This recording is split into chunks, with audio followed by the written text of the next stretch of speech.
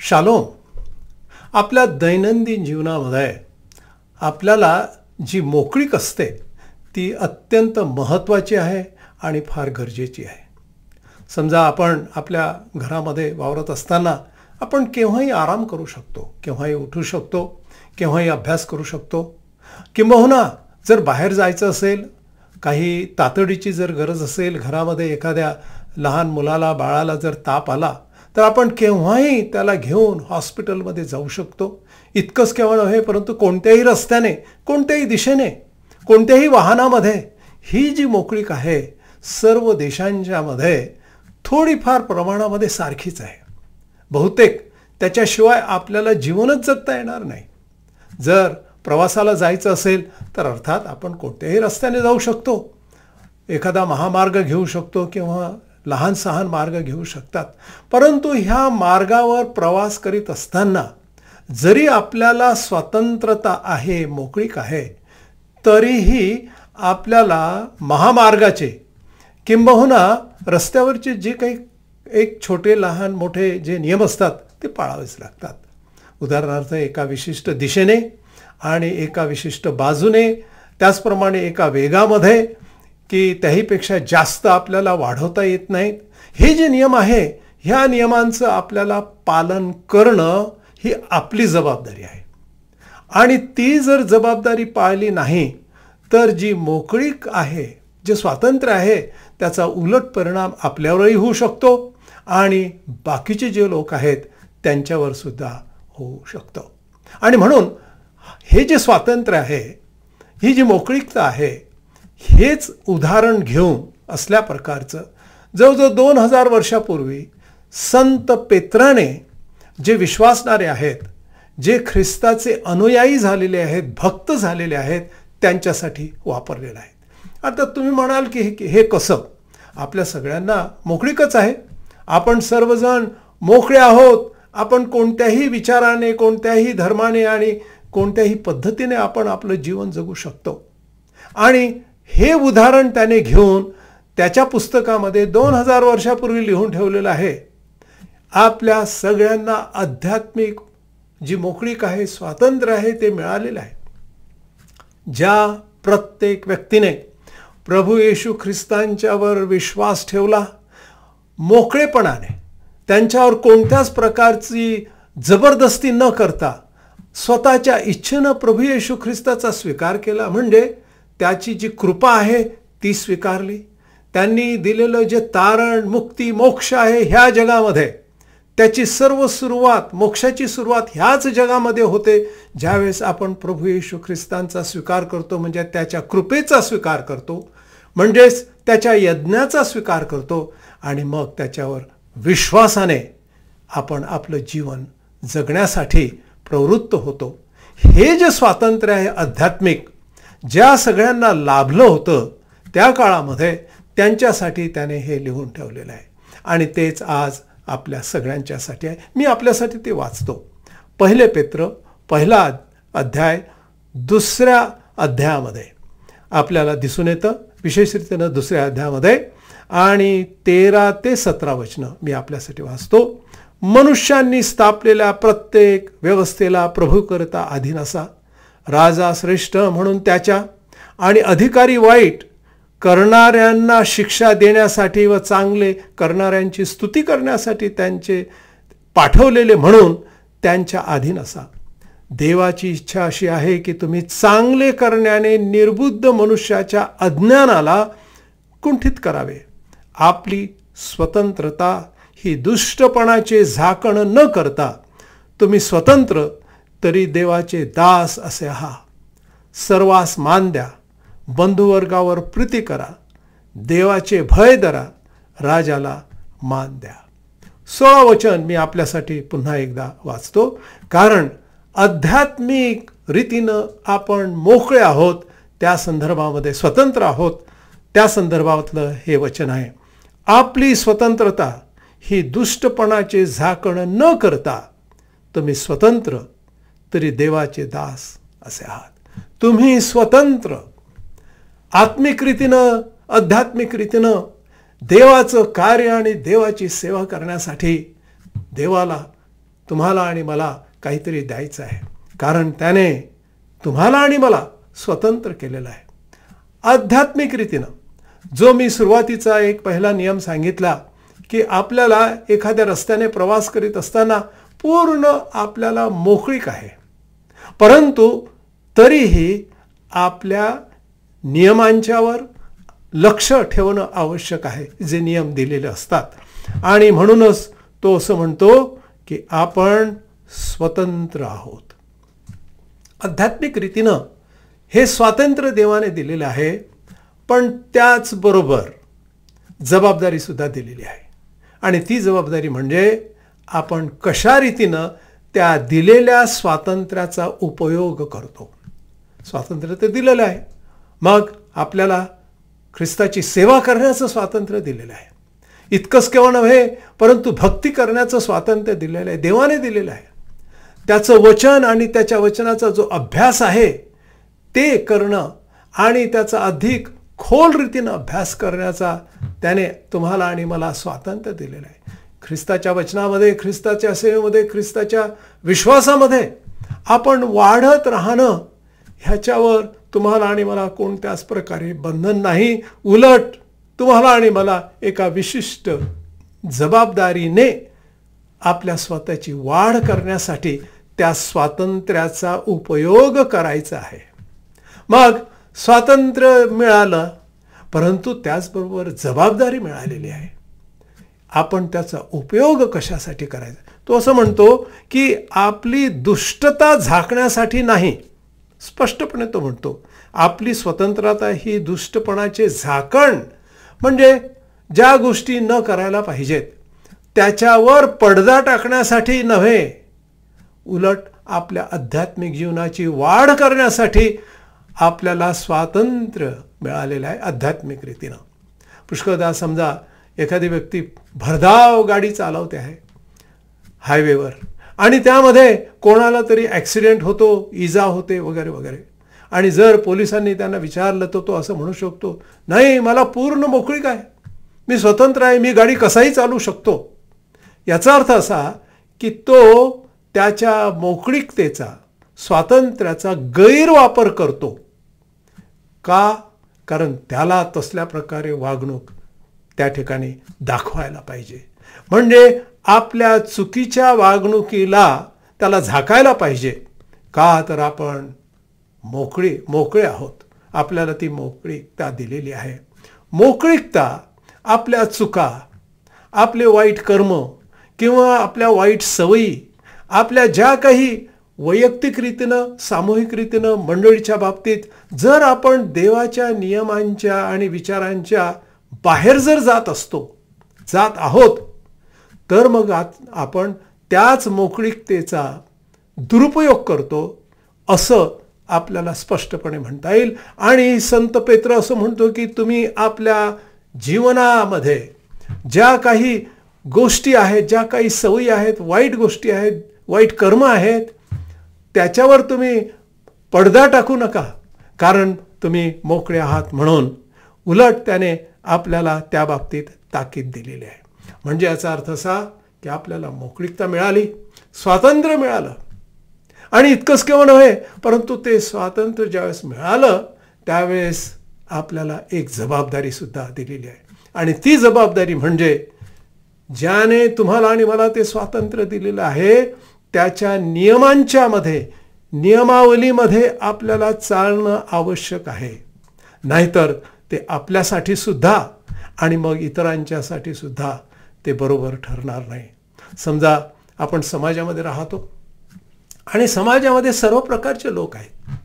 काही दुराचार करणारे आहेत, काहींची भाषा चांगली नाही, कोणी फसवाफसवी करून आपली संपत्ती वाढवतो आहे, किंबहुना वेगवेगळ्या प्रकारचे वाममार्ग वापरून श्रीमंती किंवा यशस्वीपणात ते आपलं जीवन जगत आहेत. आणि ते म्हणू शकतात की मला मोकळीक आहे, तुम्हीही करा पाहिजे तर. तुम्हाला जर पाहिजे पुढे श्रीमंत व्हायचं पाहिजे तर मग आमच्यासारखंच करा. मंडळी, जे ख्रिस्ताचे लोक आहेत, ख्रिस्ताचे भक्त आहेत, त्यांचं ते अनुकरण करू शकत नाही. तुम्हालाही स्वातंत्र्य मिळालेलं आहे, परंतु आध्यात्मिक रीतीनं वाढण्याचं, आध्यात्मिक जीवन जगण्याचं स्वातंत्र्य मिळालेलं आहे. आपण ह्या आजूबाजूच्या वाम मार्गांचं अनुकरण करू शकत नाही.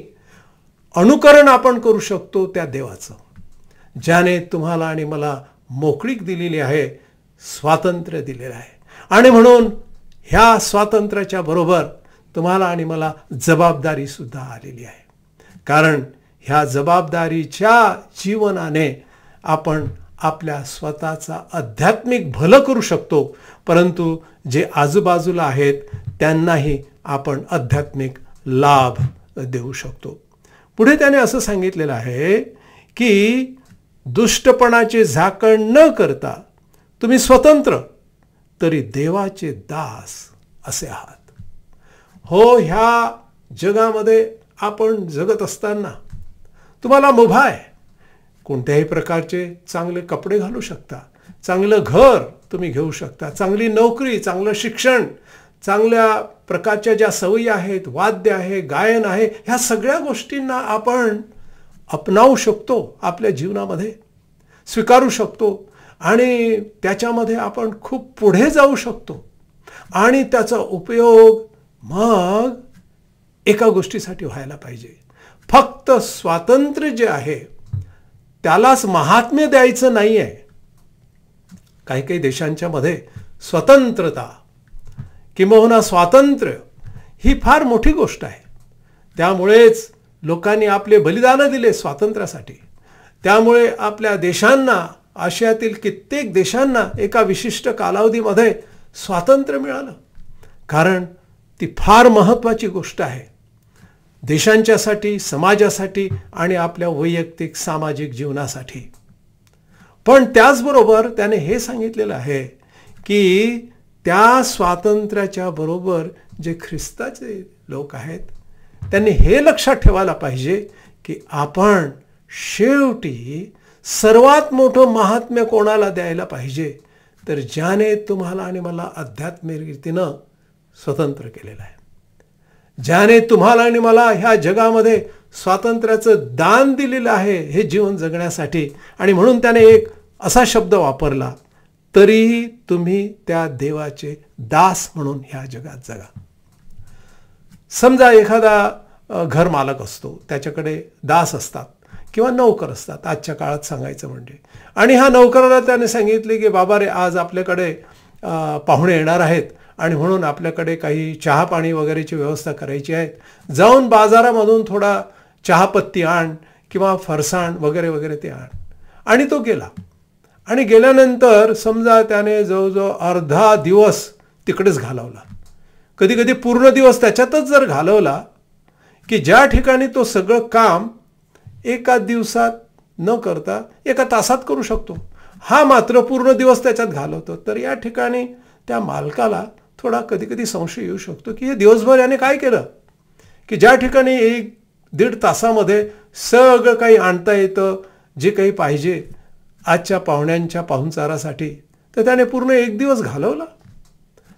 ह्या ठिकाणी आपल्याला स्पष्टपणे दिसतं की त्याने त्याचा स्वतःचा जो काही मोकळीकता आहे त्याचा कुठेतरी गैरवापर केलेला आहे.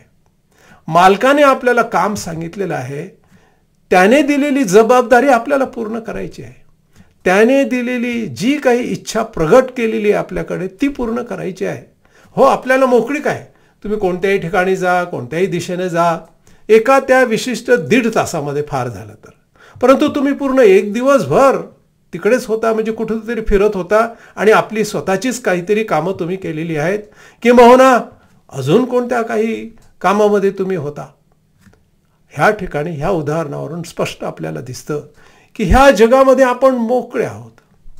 आध्यात्मिक रीतीनं आपलं जीवन जगण्यासाठी, सेवा करण्यासाठी, त्याचे नियम पाळण्यासाठी, त्याचं वचन वाचण्यासाठी आणि वेगवेगळ्या प्रकारे त्याची सेवा करण्यासाठी.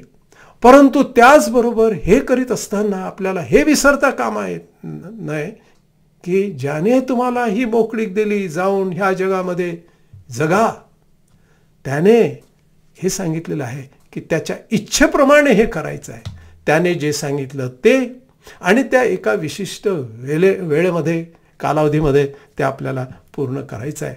मग ती जी जबाबदारी आहे आपल्याला अजून एक आहे, आणि ती म्हणजे त्या मालकाचे, त्या देवाचे आपण दास या नात्यानं त्याची इच्छा आपल्याला पूर्ण करायला पाहिजे, आणि तेच आपण करायला पाहिजे. हो, मग ती त्याची इच्छा काय आहे?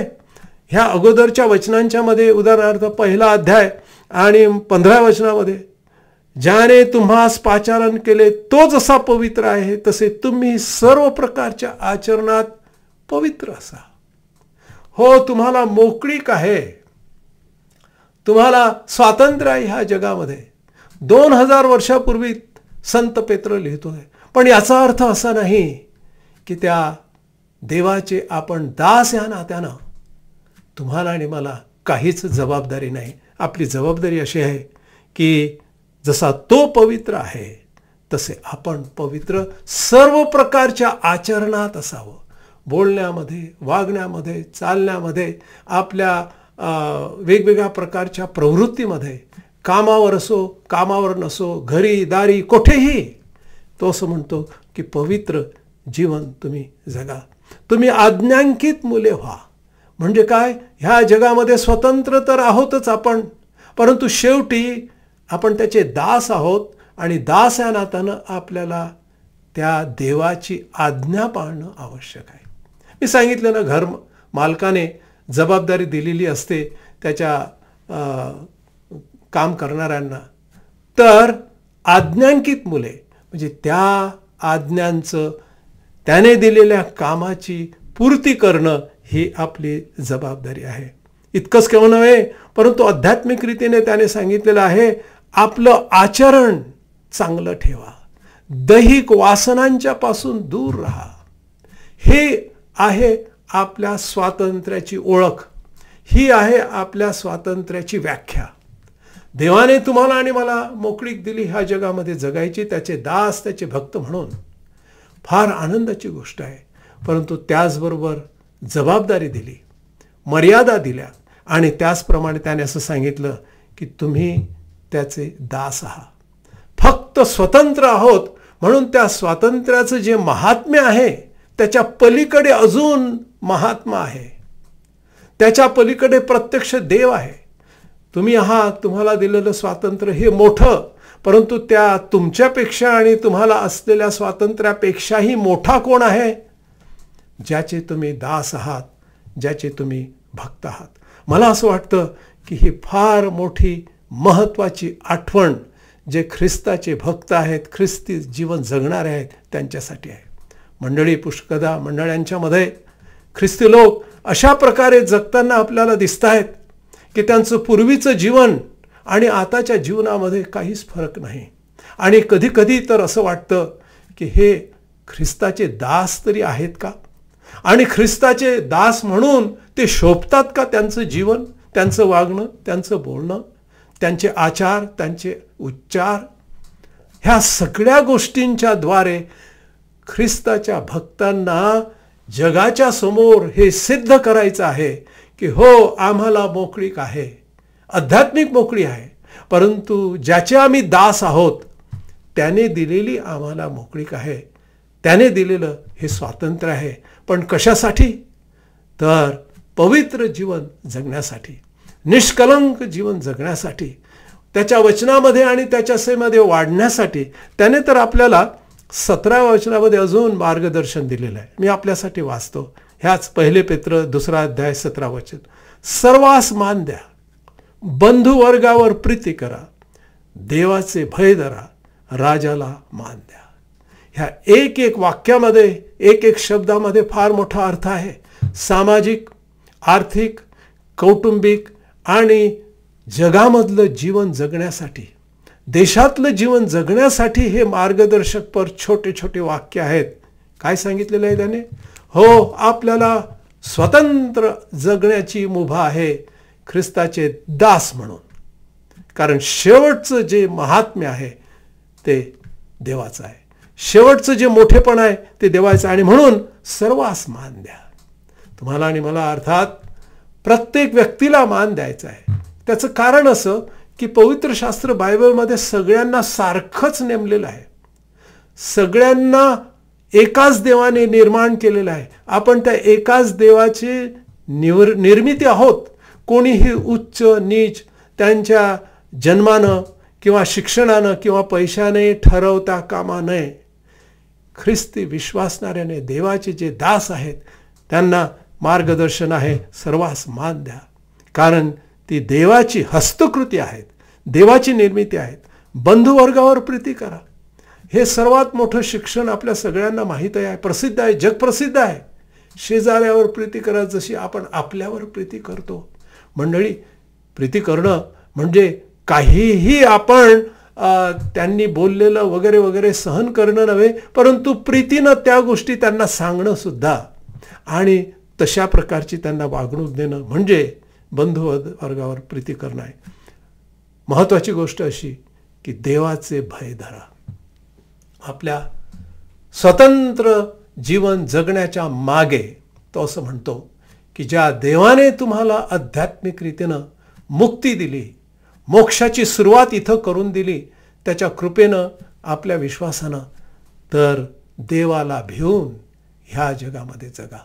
म्हणजे याचा अर्थ असा की आपलं वागणं, बोलणं, चालणं, सगळ्या काय गोष्टी, मनातले विचार, व्यक्त झालेले विचार, ह्या सगळ्या गोष्टींच्या द्वारे आपण देवाला भिवून आपलं जीवन जगणं ही खरी स्वतंत्रता आहे, ही आध्यात्मिक मोकळीक आहे. देव आपल्या सगळ्यांना तसं जीवन जगण्यासाठी शक्ती देव. आपण प्रार्थना करू. आमच्या पवित्र देवा, आम्ही मनापासून तुझे उपकार मानतो की आम्हास स्वातंत्र्याचं दान दिलंस, मोक्ष आणि मुक्ती ह्याची सुरुवात करून दिली. आणि आता देवा, आम्हास तुझी कृपा, तुझी दया पुरव. तुझे भक्त आणि तुझे दास या नात्यानं तुला भिवून ह्या जगात जगण्यासाठी आम्हास तुझी कृपा पुरव. आता देवजो बाप ह्याची प्रीती, देवजो पुत्र ह्याची कृपा आणि देवजो पवित्र आत्मा ह्याची सहभागिता आपणा सर्वाबरोबर आता आणि सदा सर्व काळ असो. आमेन. आमेन. देव आपणास आशीर्वाद देव.